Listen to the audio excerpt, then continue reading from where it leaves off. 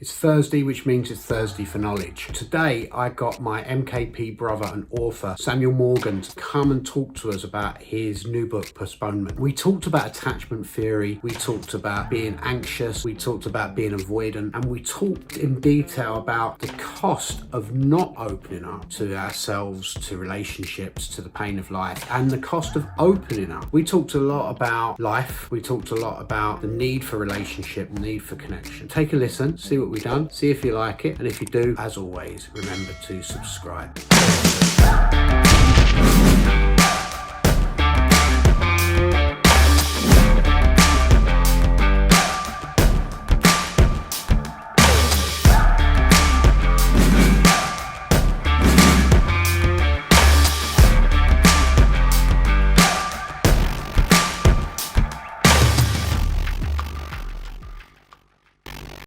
The man who chases two rabbits catches neither.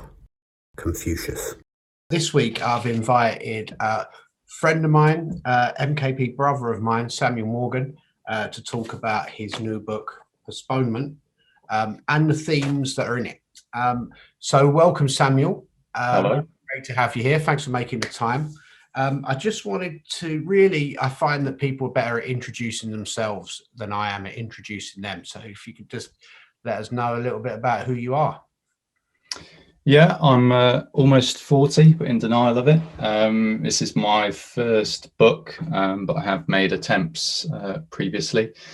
Work in renewable energy, so nice and positive, all for the future. But yeah, really my passion is more around the creative things, so especially writing. And this is a book that I felt I had to write and own some of my crap I talk about in the book. But yeah, thanks for having me, and yeah, looking forward to this session. No, I mean, really great to have you here. I just want to, I think like the best way in is a friend of mine who was the literary director at Faber and Faber, so I take it as a good person, said, listen, if you want to judge a book quickly, judge it by the first line and the last line. I have read the book. I'm not one of these people that comes on and pretend I read the book, madly reading it in the bath to make sure I got it done beforehand, and I really enjoyed it. And so let's start with the first line. I think that might be the way that we come in, because I really liked it. So, well, it's actually more than a line. I'm going to start with the first paragraph for it to make sense, really. Looking down, I see a patchwork of pebbles and 4 feet. Luciana is holding me tight from behind. I'm glad of it because there's a clawing chill in the winter air. We're well wrapped up though, so even if she wasn't there, I'd be warm enough, right? And things would be simpler, wouldn't they? Yeah. So I really like that because I think it sums up a lot of what the story is about. So maybe you want to tell us more about that. Yeah, God, and that brings up different feelings, a bit of sadness there at what happened, sort of joy at what happened as well. But yeah, it's about the push-pull that I experience as self-diagnosed avoidant, and I'm tentatively edging into a relationship and closeness with another person and intimacy. Yet there's a part of me which sees that as incredibly dangerous. And it thinks that freedom is independence and freedom is just carrying on my own. And the book is about trying to own that and investigate it. Like, why am I afraid? What am I defending from? Why do I keep pushing people away? Like, this is not what's in this book. It's not like a badge I own. Hey, this is great. This is like, it's not pretty and it's painful. And they're patterns that I want to, say, hey, this is here, I own it, and I want to move past it. But I also think, just from conversations, there's other guys and girls out there that struggle with similar things. So that moment on the beach is about feeling good with someone, yet I'm still not sure. There's a threat here. There's something I can't quite trust. And I mean, I think that's one of the main reasons that really I kind of invited you here. What we do with the Magnificent Man Project, YouTube channel and specifically within the Facebook group is that we try and share resources that are around masculinity and relate to kind of modern masculinity, and more important than that, ways that we can improve our own experience of living as men, and thus that rippling out through life. And I really think that kind of that isolation, and it's not, is it isolation? I question myself whether that's the right word, but that sort of idea of like, it would be better if I was on my own. It would kind of be better if I don't care. It would be better if I'm kind of if I'm shielded from things. That my life would be simpler, as you say in there. It would be simpler, wouldn't it? I think that's a common experience for a lot of men. Certainly, it's come across my desk in many ways as a way of being for a lot of men, a way of thinking for a lot of men. What do you think of the cost? Yeah, that's the word I was thinking. That's just the word I was thinking. Well, you know, but earlier days, I didn't see a cost. I just felt freedom. I felt, hey, this feels good. I've got my independence back. But now the cost is always, you know, I'm on the beach. I'm always playing about. You know, I'm on the beach in that scene, and I'm literally always playing about, splashing about in the shallows. And the cost is never really getting in the water, going for a good swim and getting some depth. And the cost is having lost many beautiful opportunities for love and connection in my life, and having lost the opportunity to grow and develop through a relationship. So the cost is, you know, on one level, knowing myself better, appreciating myself, but another big cost is not having the opportunity to give and receive love.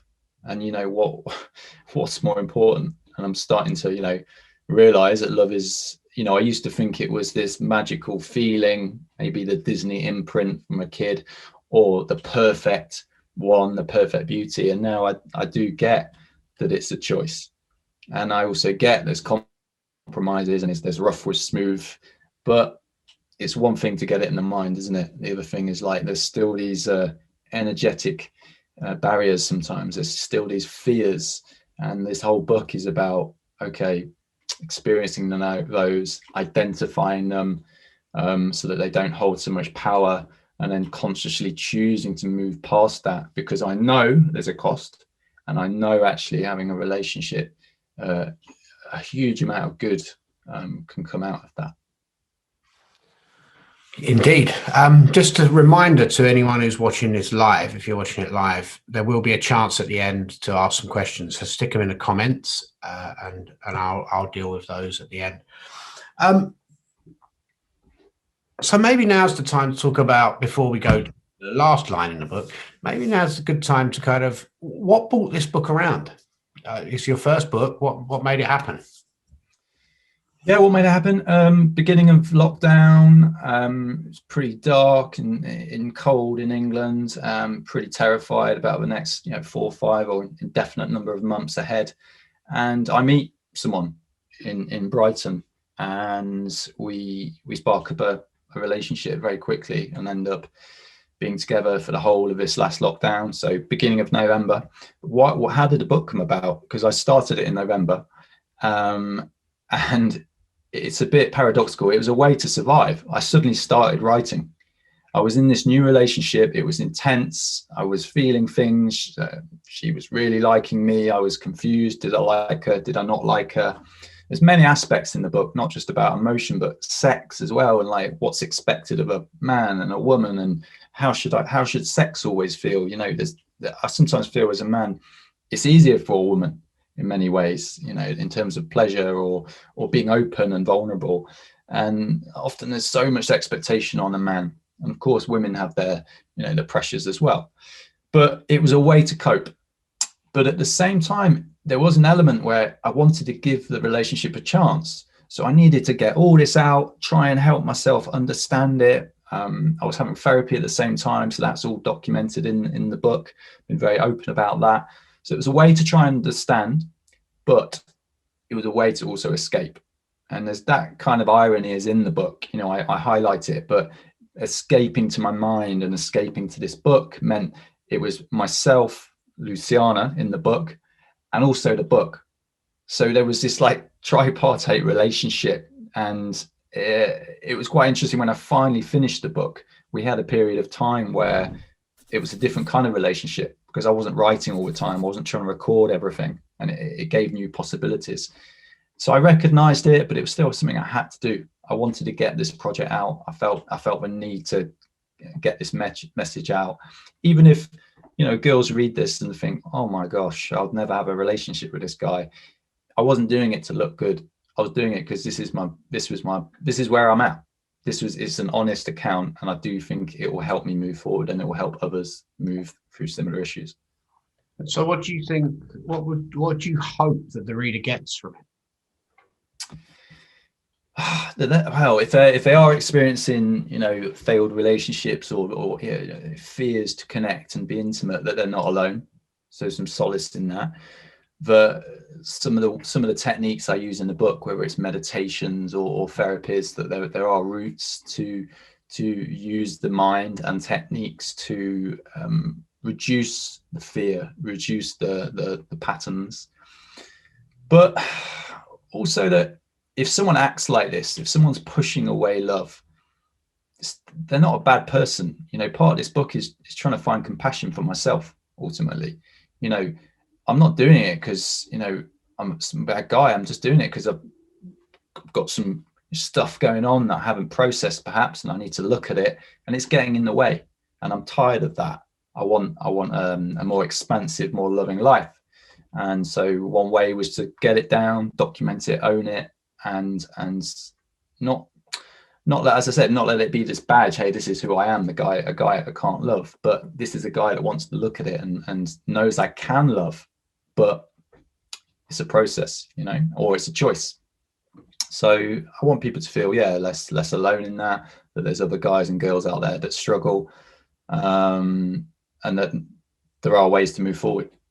Yeah, because what I really liked about the book, and I was really relieved when I started reading it, because I think I said, like, you know, I've read hundreds and hundreds and hundreds of kind of books around personal development or whatever, and you know, this certainly has an element. You've kind of, there's stuff in there. There are sort of how-to elements to this, and kind of a lot of kind of as you say, there are kind of tools and techniques and all that stuff in there, and there is a sort of journey in there that feels like people could follow if they wanted to, but it feels very much like a novel. You know, it presents itself as a novel, and I found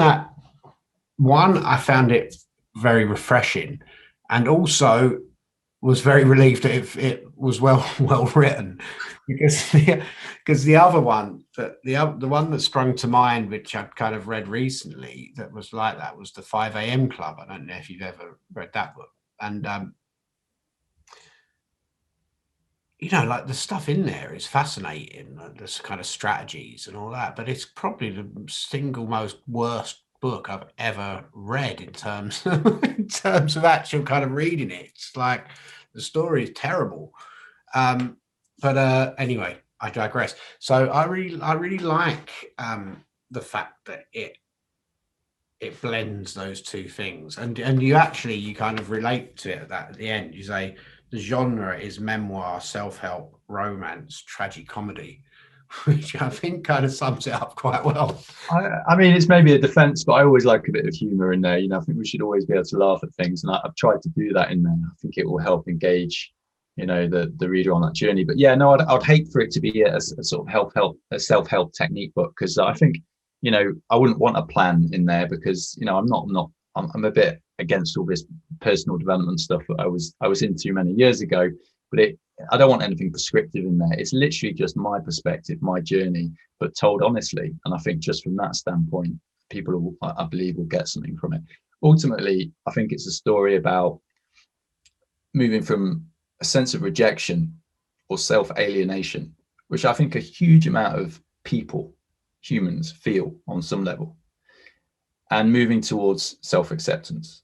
And that's not a reading a book job or a flick of a switch. ultimately, yeah, it's a decision. Maybe that's a bit idealistic thinking, but I think it has to be a decision because that's how it gives you the power. But yeah, it's not a guide. It's just my story. But I'm glad that you connected with it. You know, that's what I'm after. Yeah, and actually on the back of it, you say, fate loves irony. I do hope it brings a little solace to those also struggling to let down their guard and trust. I like it's a nice reason to write a book. And I would love to, I'd love to hear from people that have classified as maybe, attachment issues, avoidance, or anxious, or just struggling with relationships. And I do have a website. It's actually called thestruggletolove.com. Okay, we'll make sure that goes in all the comments and stuff. Brilliant. Yeah. So yeah, no, do connect if you want to sort of develop this discussion. I'm also pleased you wrote the book because you're the second MKP man that I've had on this who's written a book. So like we could change the scrap line, the strap line to taking over the literary world one man at a time, maybe, because it seems like we're putting output out there in the world right now. What's the key thing in the book that resonated with you most from your own story? For my own story, I think it's changed. It's changed quite a lot in terms of what I relate to. What I mean by that, I'm not being very clear there. What I mean by that is that I related to a younger self when I read that book. I'm much more open now, and I'm much more, I've got a wife and a son, and I'm committed up. I'm fully committed up, but that sense of I'm better off alone. Some way it's simpler and safer on my own.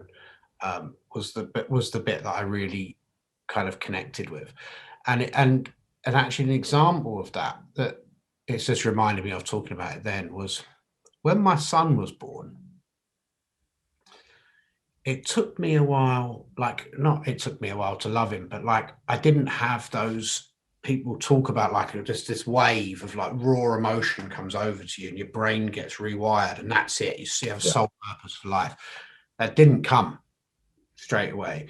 And like I was a bit like, oh, hang on, what's sort of happening here? And I realized it was kind of that. There was a fear of being attached. There was a fear of being completely attached to this boy that was in the world, because of me. And actually when that finally ended, I remember it was the first day that, my wife had gone back to work, and it was the first day it was just me and him. And I was going to be doing dad for the day, like it was the first time me and him alone, and the in-laws had gone away and all of that, and, all of that stuff that's around newborn. And it was just me and him. And I remember I just cried at that moment. And that was when my heart kind of completely opened. And what I realized in that moment was I was terrified. I'd been terrified all along, because what it meant when I opened my heart and really let it all in and let that attachment in was I'm vulnerable now. Like there is a way that someone can really hurt me now. My own safety is no longer the most important thing in this world. There is a way that incredible pain could come into my life. And, in many ways that kind of happened, years later when I had a son that died. And so I kind of felt that kind of, when that happened, I'd never understood what people meant by my heart broke. In that moment when I went through that, my heart broke. I knew what it meant. It shattered and was never going to be the same again in the same way. But that's the bit that I kind of really related to, was that the fear of that because that's what made me keep it a bit at bay at the beginning.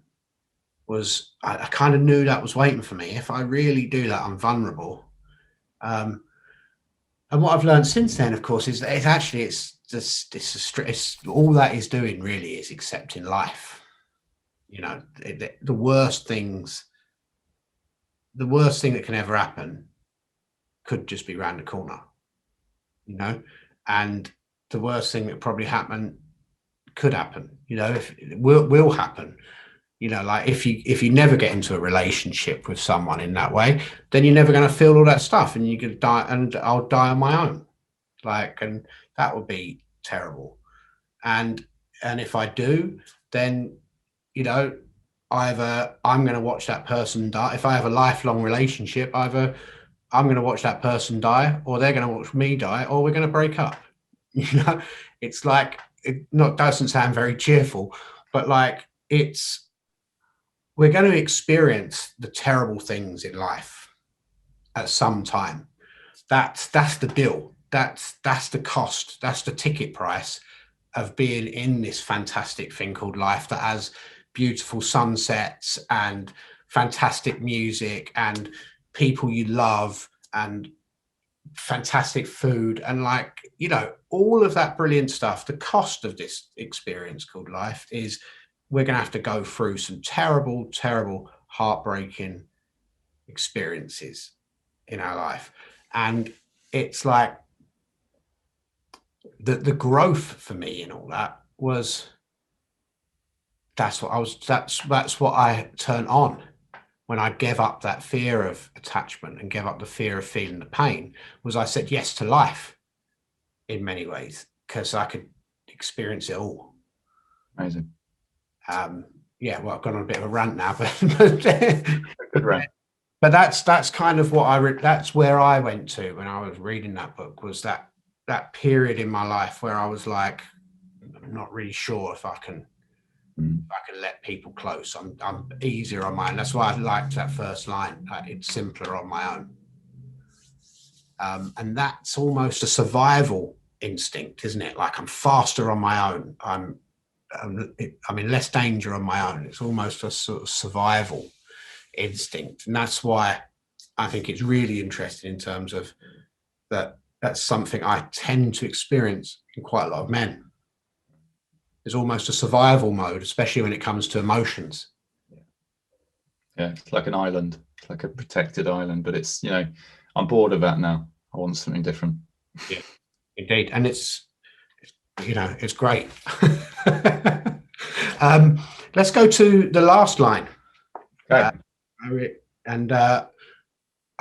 There's no spoiler alert here because it doesn't give away the story or any of that stuff. So if you're watching at home, don't start cursing me and saying, what's he doing?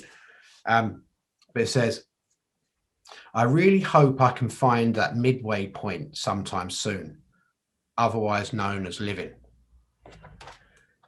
And I think we sort of covered that in many ways. It was why I like that as a last line, is you've come from me of like, that's the story arc in a way. You've come from, I'm going to be better on my own, and you've landed with this is living, this midway point between safety and unsafety, between pleasure and hurt. Is that how you see it? Is that where you were with that? Yeah, there's a few things in that. Like, I can be very black and white, which is, you know, it's quite limiting. You know, really trying to find the grey, or why not go for multicolor? But I think that line also is about the constant opening and closing of my shield, of my defense, and that's it's a bit of a no man's land. It's also exhausting. It's exhausting for me because it leads to confusion, and it's exhausting for the person trying to love me because they're seeing me and hearing me, and then they're being pushed away, and you know, doesn't work. But it's also about the book, and it was about the fact that I kept opening that book that I was writing to write it, and then I'd close it, and then I'd be in the relationship, and then something would happen, and I'd open that book, and I'd keep writing the book, and it was about, okay, let's put this to rest now. Let's close this book, and let's just be with someone. Let's just ultimately, initially, be with myself. Stop running, but ultimately stop running from someone else. And I know it's a cliche, but you really can't do it until you stop running from yourself. And you talked about fear, and I've been very afraid, and it's taken a while to realize the sort of level of that fear. But yeah, all the patterns are there, they're documented, and I can't escape from that. And that's what I've been doing. I've been avoiding and running, and by putting it out there in the world, I can't hide, you know. Well, it's certainly out there now. Yeah. I must admit, it's been a bumpy ride publishing it. You know, I was like, got to do this. I know it's the right thing. Like, this is my story. And then it was terror, abject terror. A couple of days where I was like, some people saying, "Oh, it's very brave," and I was thinking, do they mean I'm a complete fool? And a couple of days where I thought I've made the biggest error of judgment ever, and I'm just going to have to emigrate to, I don't know, off to Thailand or something, and just no one will love me. But then a couple of good reviews started to trickle in, and I was like, some of the things people said, I was like, yes, that's what I wanted to communicate. So yeah, I'm glad I did it, and I'll own, you know, I'm ready for the consequences, you know, good and bad. I'm just hoping it's a lot more good than bad. But it's been trying for some of the relationships in my life, because it's a very personal account. Most of all with the central figure, my girlfriend in there. So it's been a hell of a ride. And so let me bring to one point. There was one, I think it was 145. There was one page. There was one bit in particular I really liked. 159.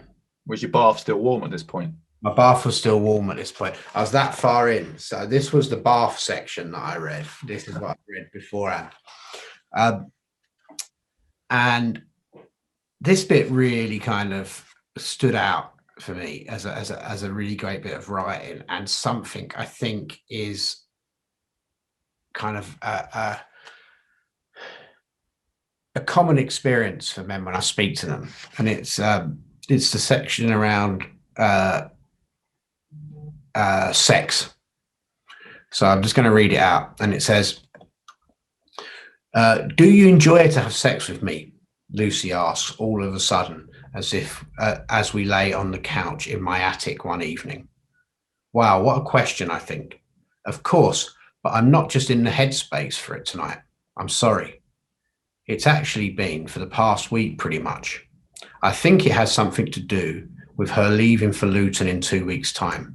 That, and for the past 20 minutes, a petite French girl I met once at a dance event in Toulouse has been invading my mind. And why I really liked that bit is, I think, especially around relationships, and this like massive generalizations, you know, we have to talk about if we're talking about men or we're talking about masculinity, we're talking about huge generalizations, of course. But there's certainly, I come across time and time again when men are talking about relationships and intimacy more really, that there's often a kind of an invasion of the past in the present, you know. And I know from myself how, like, you know, kind of slight chance encounters for a long time, like it's almost like rumination. It's like, you're like, why is this person, or why is this incident, even though something never happened, in my mind now? I've not thought about this person for so long, and now they're kind of there. And I wonder if it is ruminating, or if it's some sort of is it another sort of defense mechanism of escaping the present? You know, like almost how fear lives in the future, you know, in the future and past. Is it at times of intimacy or times of kind of growing emotional connection? Is it a defense mechanism to go back and think about the past?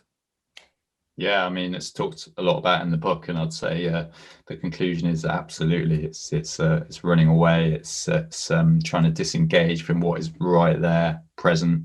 The person that's trying to be intimate with you, trying to love you, and you're off in fantasy land. And it's very common for avoidant if we're going to classify it as an avoidant behavior, thinking about an ideal from the past, especially one that you can't now have. But also what's worse is you'll see in the book sometimes it's fantasizing about the future, like a future possibility or an alternative. So it's a double whammy, and there's no place for life there. You're just in the mind, you're not in the present. Of course, these thoughts are all occurring in the present, but you're not really right there with that other human that's trying to share that space with you. And absolutely, it's an escape.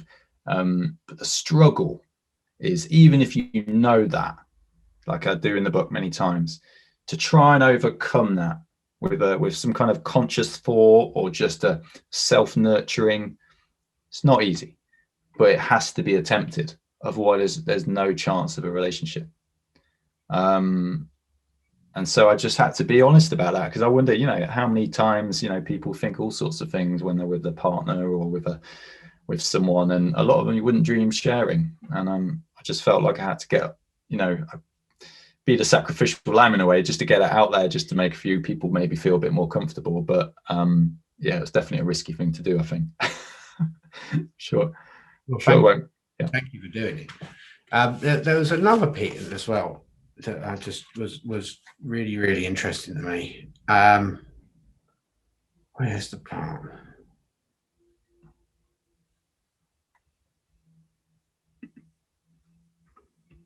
So there's the bit, it's in the hating yourself thing, where you talk about a friend of yours who kind of seems to have the exact opposite kind of a thing, where he kind of becomes completely committed really kind of quickly, but seems to be coming around to your way of thinking recently. I guess they're two sides of the same coin in a weird kind of way. In one way, for avoidance, you're kind of going, I'm safe because I can keep myself away. And in another way, you're kind of going, I'm safe because I'm going to get, you love me, right? You love me, right? We're committed, right? We're committed, right? It's like that it's real sort of, it's still the same fear in a way, but two ways of dealing with it. But what I was interested in is that a spectrum that you felt in your own life? Like, has there been times when you're really the other way, or is it always a kind of stoic isolation? Stoic isolation, God, that's nice. Well, it's not nice, but I like how you said it. Interestingly, no, do you know what? I had a real wake up from reading the book Attached by Amir Levine, and that's about attachment theory. So just a theory, but the way that's really aimed at called anxious type. So let's see the spectrum here. We've got secure in the middle, those lucky people that just naturally do well in relationships, naturally form relationships, and they're not threatened by it. You've got avoidant, which, as we've described, all those patterns that push away when you get close. And then on the other end of the spectrum, could be described as a more codependent spectrum. You've got the anxious type, and they need to be in a relationship. They need that security, maybe in an unhealthy way, like the avoidant pushing away. And the very worst combination, apparently, is to have an avoidant and an anxious in a relationship. But the trouble is, in the dating world, they make up a massive proportion of those single, because the secures are already in relationships, so it's tricky. But to answer your question, no, I don't really tread on the anxious side, to be honest. I'm quite strongly on the avoidant, but you can have people that sort of tread in both, like my friend described in the book, and they could be described as anxious avoidant. But you have to treat this carefully. We don't want to box ourselves into terminology. However, I do think there's a great power and liberation in being able to identify something, to be able to name something. And when you name it, you can give yourself a bit of distance. You can go, oh, okay, it's that thing happening. I'm now going to try and choose something different. And that's what a bit of the book's about. It's trying to recognize the patterns and go, hold on a minute, let's try something different. And there's just a struggle of that, it's not easy. What were those two phrases? So you had an avoidant and a... So in the middle, we got secure. Yeah. And then one end, you got the avoidant. And then the other end, you got the anxious. Anxious. Okay, great. Where can people keep up to date with, I mean, the book's available on Amazon, right? Books on Amazon. I've also got a website where I'll post events or, some discussions. People want to get in touch. It's thestruggletolove.com. I might start a podcast around that. So just go to that website for any updates on that. But yeah, thestruggletolove.com. And if they want to get in touch via the website or via yourself, but I'd love anyone watching this, if they're resonating with any of this, they'd love you to get a copy. Bear in mind, get no profits from the book myself, and any profits I do get are going to MKP plus another couple of charities. Also, for every book that's sold, I give a donation to charity as well. Why? Well, animal rescue videos really helped me out in lockdown, got me through it, and also did therapy. So I thought mental health charities or organisations and support groups, and also animal care. So hope that helps as well. You buy the book. Fantastic. So I'm going to start bringing it to a close now. I do always end with 3 questions. Okay, so we're going to do those 3 questions. Those questions are, first one, what question haven't I asked you that you'd have wished that I did? Goodness me. Oh, gosh. Nothing comes to mind, honestly, on that one. I'm getting good at it then. I'm getting good at it. I'm not missing anymore. All right, second one. If you could go back in time and meet yourself as a teenager, what advice would you give yourself? Knowing you probably wouldn't listen, but what advice would you give yourself? Do you know what? It's not advice. It's quite physical. I want to, grab him by the shoulders, just look in his eyes, or give myself a hug and just tell him to slow down. Just reassure him that it's okay. You don't have to keep running. So, it's a sort of grounding, physical reassurance that, hey, you're okay. It's interesting because that when I asked that question, that in life, it's kind of what people often say, oh, I wish I could go back knowing what I knew now, But actually, when I asked that question, and maybe it's just the sort of men that come through what I'm doing here, is it will often come down to, I'd just like to tell them that they're okay. I'd say you're okay, and also buy some Bitcoin. Yeah, buy some Bitcoin. If ever you see anything by Banksy early on, just buy them. Yeah. And there's a few fashions to avoid as well. Let's get them there. And the other one is, final question then, what book has had the most impact on your life? Oh, goodness, great questions. Do you know what? I think there's quite a few books I've looked. I think probably science fiction books, even though I'm not a science fiction geek, but Ian M. Banks books, just the expansiveness of the worlds he creates. And even though it's completely alien, it's completely human at the same time. So that did a lot for sort of expanding mind and imagination. But my very favorite book is Stone Junction. Yeah. I'm reading that. I'm reading it at the moment. No way. Okay. One of the people who's watching now, just looked down, who's watching, Patrick Seymour, bought me it for my birthday, and I'm reading it at the moment. Yeah, it's a really, really, really good book. It's a great book. Garp, The World According to Garp, because I didn't start reading till I was about 17, and that was one of my first books, The World According to Garp. That was quite powerful as well. That's Irvin. Irvin something, yeah. Yeah, Irvin someone. Yeah, I have read that book. Funny how we changed though, because I would have said, like years ago, I would have said, oh, The Alchemist by Paolo, and now if I read that, I'll be like, oh, this is nonsense. Yeah, next time it'll be Playboy. Playboy is my Okay, so Samuel, thank you so much for coming into Magnificent Man Project Group and recording this for us and being here with me on Thursday for knowledge. Or anyone watching, thank you for watching. If you enjoyed it, please do remember to subscribe. And I'll see you all next week. And Samuel, hopefully I'll see you again very soon. Fantastic. Thanks very much. So I hope you enjoyed that. Thanks again to Samuel Morgan for coming in and talking to us about his book Postponement. If you like what you saw and you want to see more, subscribe and click the bell so you know when we've recorded something new. And also, why don't you put in the comments what you enjoyed most about this week's episode? See you next Thursday if you're thirsty for knowledge. Take care.